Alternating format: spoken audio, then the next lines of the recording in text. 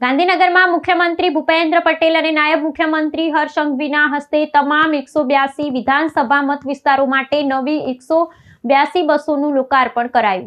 ગુજરાત રાજ્ય માર્ગ વાહન વ્યવહાર નિગમ દ્વારા મુસાફરોની સુવિધામાં વધારો કરવાના હેતુથી રાજ્યના તમામ 182 વિધાનસભા મત વિસ્તારો માટે ફાળવવામાં આવેલી 182 નવીન બસોનું ગાંધીનગર ખાતેથી લોકાર્પણ કરવામાં આવ્યું છે।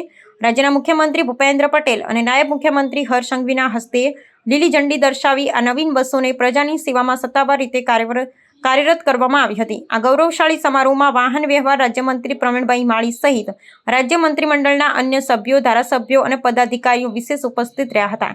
અંદાજિત 62 કરોડ રૂપિયાના ખર્ચે માર્ગ પર મુકાયેલી આ 182 નવીન બસો સામાન્ય નાગરિકોની યાત્રાને વધુ સલામત અને સમયબદ્ધ બનાવશે।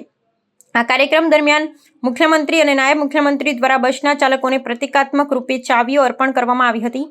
અત્રે નોંધનીય છે કે ગુજરાત વાહન વ્યવહાર નિગમ હાલમાં દૈનિક 8000થી વધુ વાહનોના વિશાળ કાફલા સાથે 33 લાખ કિલોમીટરનું સંચાલન કરી દરરોજ 27 લાખથી વધુ મુસાફરોને પરિવહન, સ્વચ્છ અને સુદૃઢ સેવાઓ પૂરી પાડી રહ્યું છે।